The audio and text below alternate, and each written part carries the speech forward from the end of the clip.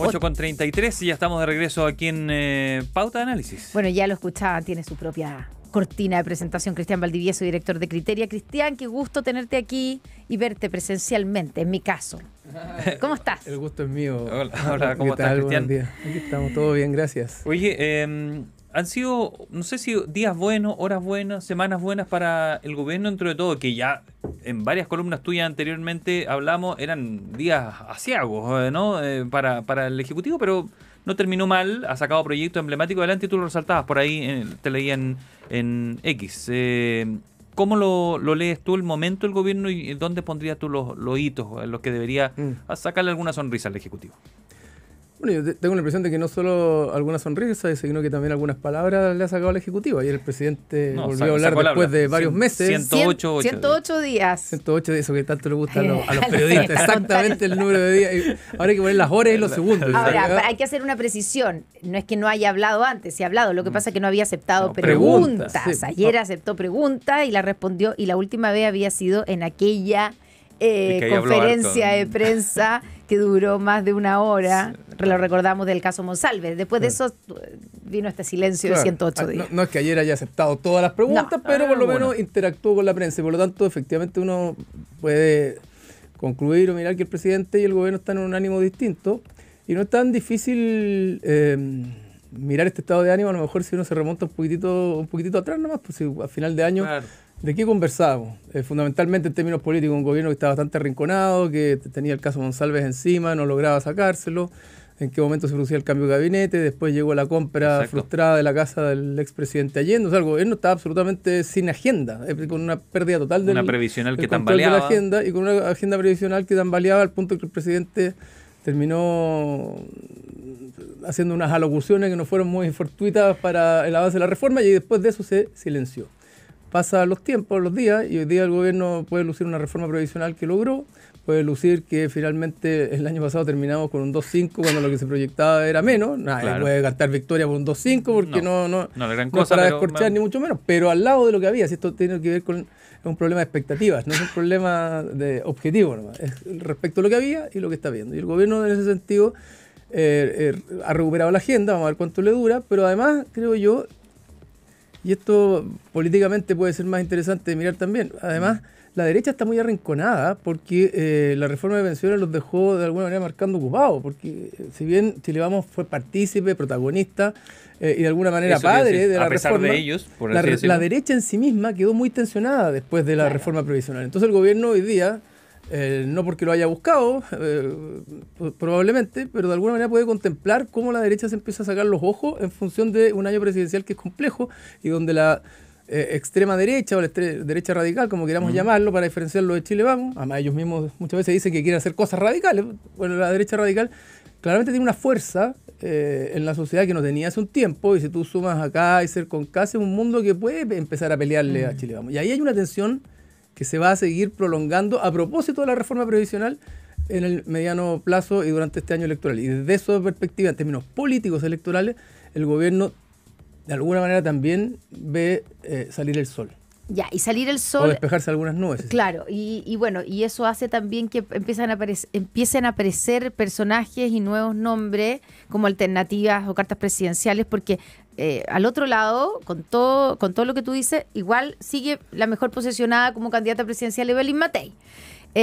Aunque con un poco una baja en alguna de las encuestas, pero sigue ahí.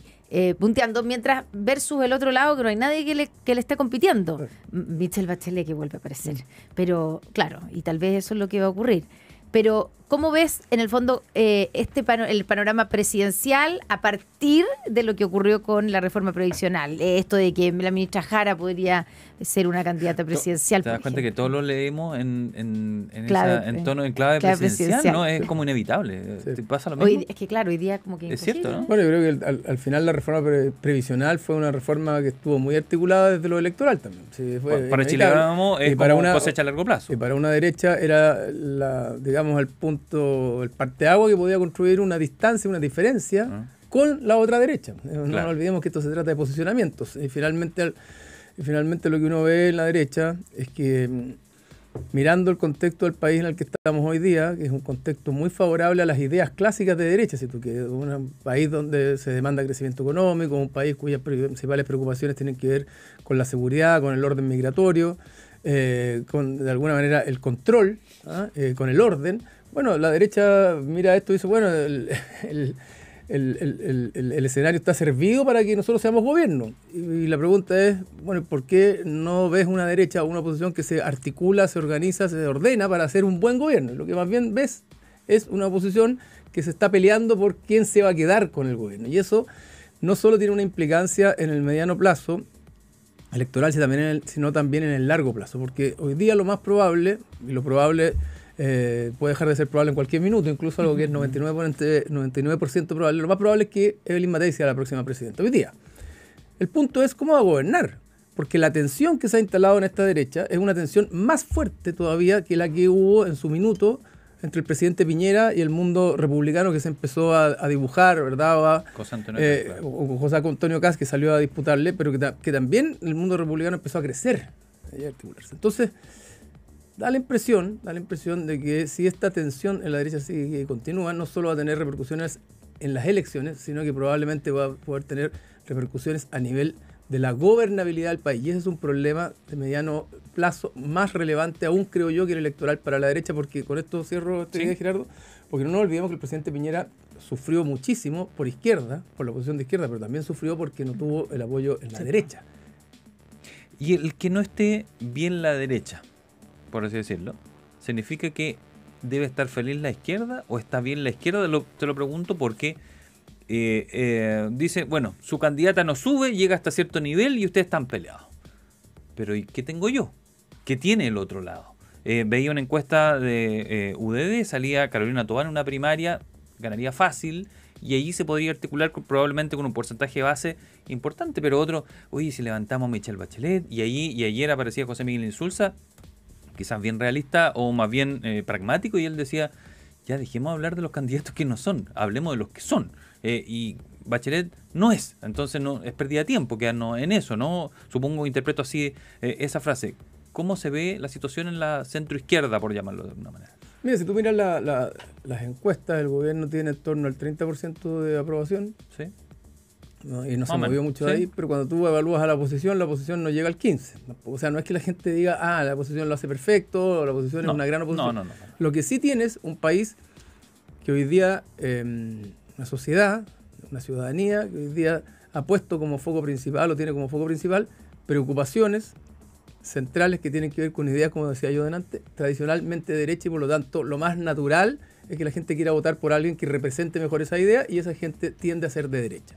El punto es, y por lo tanto no es que el gobierno esté mejor o esté bien y que la derecha esté mal. La derecha está mal porque tienen tensiones internas que no logran resolver, pero el escenario está servido para sus propias ideas. Y eso tiene al gobierno de alguna manera arrinconado.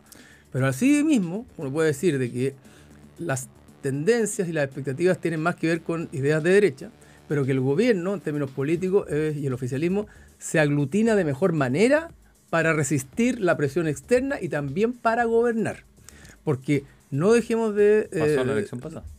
Pasó la elección pasada y ha pasado durante todo este gobierno, donde el presidente, entre otras cosas, ha sostenido su 30% porque no tiene oposición por izquierda ni tiene oposición por centro-izquierda. Claro. Logra aglutinar a todos sus sectores. Y hoy día, al ver que la derecha está tensionada y esa tensión puede hacerla crujir de alguna manera o fragmentarla, bueno, empiezan a aparecer ya, bueno, a lo mejor no estamos tan perdidos, son las ideas las que no nos están acompañando, las prioridades de la sociedad las que no nos están acompañando, pero no es que haya al frente, digamos, competidores que están absolutamente firmes y que no tengan ninguna posibilidad de caerse o de pelearse entre ellos y terminar matándose. Ese es lo que tradicionalmente se ha llamado el famoso canibalismo que prima en la derecha. Claro, y tiene eso tal vez, o esa es la razón por la cual vimos ayer a Evelyn Matei enfrentarse directamente con el presidente Gabriel Boric a partir de las cifras de crecimiento. O sea, ahí uno ve algo que está haciendo Evelyn Matei o endureciendo. A ratos aparece endureciendo la postura, probablemente para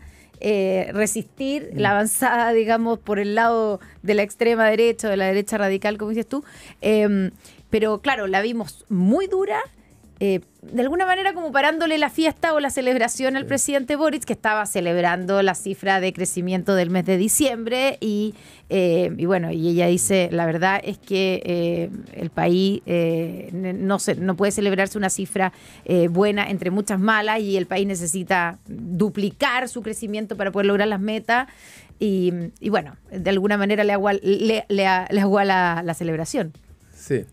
Ahora, ¿qué está haciendo ahí Evelyn Matei? Sí, a ver, un minuto antes. Digamos que lo que está pasando en Chile no es algo particular del país. O sea, en el mundo están primando ideas más bien de orden, más nacionalistas, más conservadoras, menos globalistas y más, y más nacionalistas. Si no, eso es algo, un fenómeno mundial y por lo tanto eso favorece a todo el escenario de derecho y eso también envalentona a este mundo de la derecha que dice... ¿Por qué va a ser esta otra derecha en la que tenga capacidad de administrar y no podemos ser nosotros? Y eso genera esa tensión. Respecto a lo que tú dices, Connie, yo creo que la noticia ahí, o el acto comunicacional más potente es el del presidente, que envalentonado y con otro ánimo sale a pegarle o a confrontar a la principal candidata de la oposición. Y eso también te habla de que el presidente hoy día se siente un poquitito más arriba de su coalición, se pone en una situación electoral o se empodera en una posición electoral y va por la candidata principal. Y eso es... Sí, porque no era necesario ayer, en base en el contexto de las cosas que salir hablando de... Está notificando a la oposición que el presidente va a tener un rol en la elección, de que no da por perdida la elección, va a jugar y que parte de eso supone empezar a ahorquillar a la principal figura de la oposición en un contexto donde la figura de la oposición, de nuevo, y volvemos al presidente Piñera, Evelyn Matei, no solo le está dando el oficialismo o confrontándola al oficialismo, sino que fundamentalmente lo está confrontando la otra derecha. Llámese Kast, llámese republicano, llámese Johannes Kaiser, como se llame. Usted escucha al director de Criteria, Cristian Valdivieso, conversando con nosotros aquí en Pauta de Análisis con su columna de los martes. Los nombres, te preguntaba recién, en el oficialismo.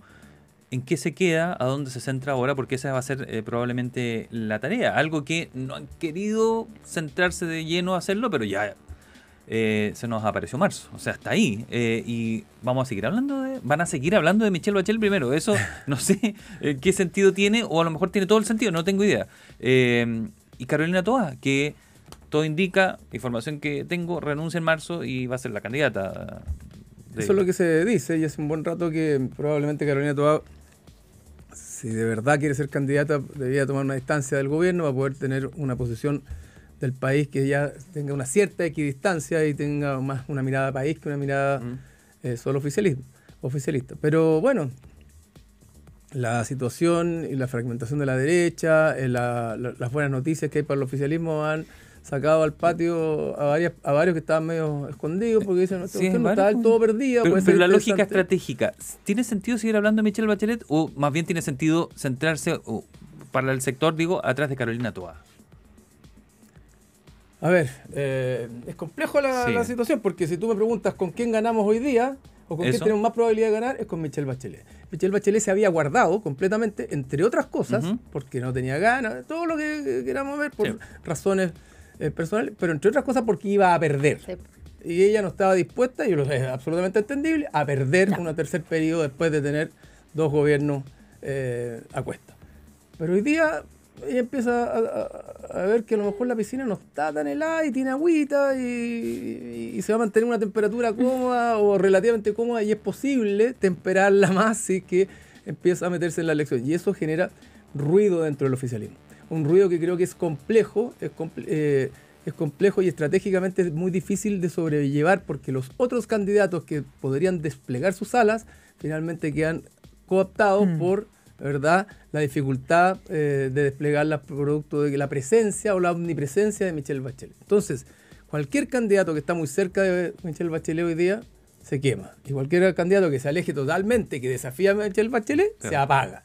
Entonces la respuesta de nuevo vuelve a la señora Michelle Bachelet. ¿Qué va a hacer usted? Y mientras ella, a pesar de que ha sido súper clara en lo que ha dicho, pero el escenario vuelve a abrirse porque deja entreabierta algunas, no sé si a la puerta, pero deja entreabierta un espacio a partir de lo que ella misma va diciendo. Lula me planteó que era muy entretenido tener un tercer periodo, creo que tenemos que estar unidos para enfrentar a una derecha que está muy dura no solo en Chile sino en el mundo. Eso va generando un cierto ruido y una peregrinación en torno a la figura de Michelle Bachelet. Pero la única que puede descartar de plano, ¿verdad? Y hacer un acto denotativamente fuerte, evidente e indiscutible es Michelle Bachelet.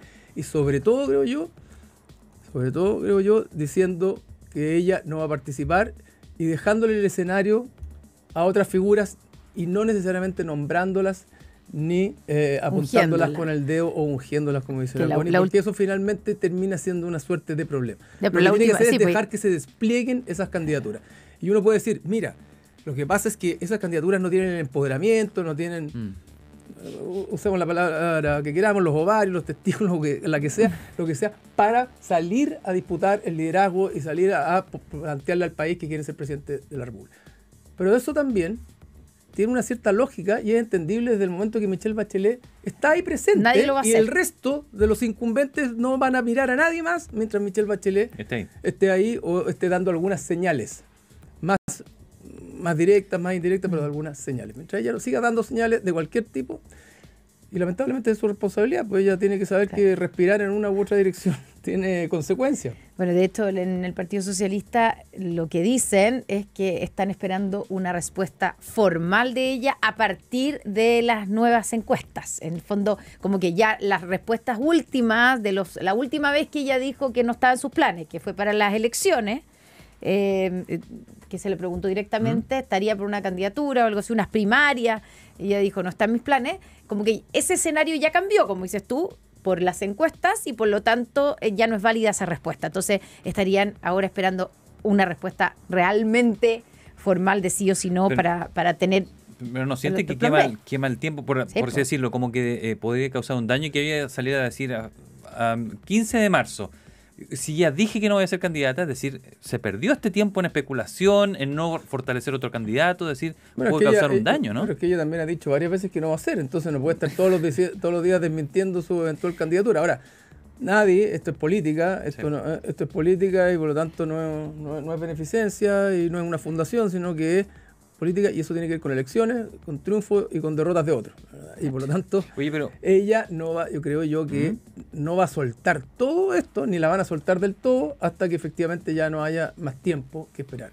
¿Y por qué pasa esto? ¿Cuál es la hipótesis o cuál es más bien la tesis que hay detrás de no soltarla? Tiene que ver con que estas elecciones, al igual que las anteriores, se van a ir definiendo un poquito más avanzado el tiempo, y por lo tanto puede ser que ella empieza a crecer en las encuestas, empieza a tener una posición mejor de la que tiene hoy día, o más expectante, y por lo tanto haberla dejado caer antes no tiene ningún sentido. Pero no perjudica, y eso es una paradoja en sí. No perjudica a Toá, digo, porque Toá no se ve como una candidata débil una vez que si estuviera empoderada en el papel. Es una buena política, es buena para hacer política, es buena para el debate, no va a tener problema de rehuirle al debate probablemente a Evelyn Matei. Ella probablemente sin una buena duda que perjudica, Gerardo, a cualquiera que quiera hacerlo. Claro. El punto es que los que quieren hacerlo y que los que confíen en que Michelle Bachelet no va a ir, tienen que tomar sus propias decisiones. No pueden estar esperando todo el tiempo lo que esté o lo que vaya a plantear la expresidenta. O sea, tiene que salir con todo en marzo si es que es su anhelo. Sin duda, si esa es su apuesta, si confían que Michelle Bachelet la va a apoyar eventualmente, que no le va a salir al paso, sin duda es lo que tiene que hacer. Y yo creo que debiera haberlo hecho hace un tiempo ya.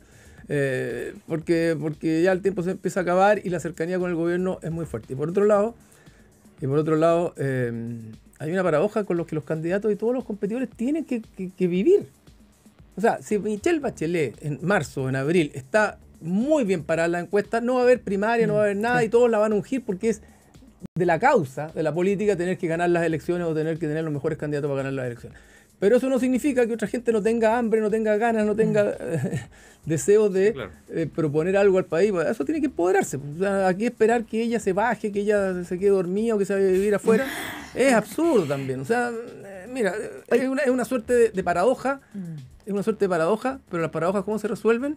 ¿Verdad? Saliéndose de la paradoja. Y la manera de salirse de la paradoja es decir, bueno, independientemente de que si ella va a ir o no, yo quiero jugar mi carta, y mi carta la voy a jugar a partir de marzo o de febrero, cuando sea.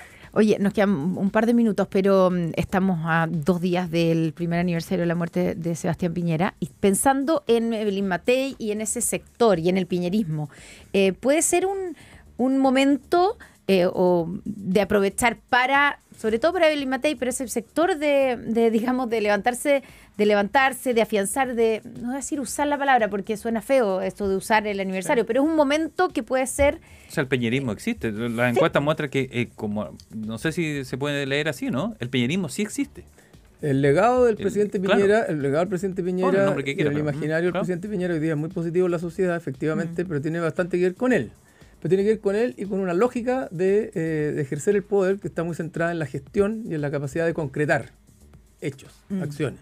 Tiene que ver con la historia de la reconstrucción del terremoto y tiene que ver con los mineros y tiene que ver con el COVID. O sea, gestión pura y dura, management, en el sentido tradicional ¿Y eso no es tan traspasable? Y eso no es tan traspasable, creo yo. No es tan traspasable. Lo que sí puede ser más traspasable y que no es el mejor de los momentos, pero sí es un atributo, es la capacidad de construir acuerdos, la capacidad de cruzar fronteras, la capacidad de tejer en momentos complejos, y tejer en función de cosas que sean positivas o que resulten en cosas buenas para la ciudadanía. Pero como todo tiene un pero, la derecha igual tiene la complejidad de que su lógica de construir acuerdos de alguna manera se ve media tensionada porque viven peleándose entre ellos también. Entonces, claro, construyen acuerdos con la izquierda, llegan a acuerdos en la reforma previsional, pero lo que queda como mensaje es la tensión que hay en la derecha. Entonces, eso complica esa posición. Lo que yo creo que es heredable para el mundo del piñerismo, el mundo de Chile Vamos, tiene que ver con la capacidad de poner los intereses del país por sobre los intereses propios específicos de la coalición, y eso supone tejer acuerdos, construir conversaciones, construir posibilidades con los otros para efectivamente cruzar las fronteras de lo posible. Y eso es algo que hay que ver cómo se implementa y cobra valor presente en un contexto donde hay otra derecha que está buscando la fragmentación, la tensión, y que es natural porque tiene que ver con los posicionamientos, y donde Chile Vamos tiene que ser capaz de resistir. Cristian Valdivieso. Y está resistiendo, perdona, y eso es importante. A diferencia, en este momento, hace mucho tiempo, la previsional lo aguantó. Chile Vamos está logrando resistir los embates de su extrema derecha, como no fue capaz la desconcertación de resistir en su minuto los embates de la extrema izquierda. Vamos a ver si ahora lo logra. Le ha costado a Chile Vamos. No lo logró en el segundo proceso constituyente, apoyó en la segunda vuelta a José Antonio Kast, fue leal, pero ahora sí que tiene que resistir y vamos a ver hasta dónde lo logra, pero hasta ahora lo ha logrado. Cristian Valdivieso, director de Criteria, con su columna de día martes. Muchas gracias, Cristian.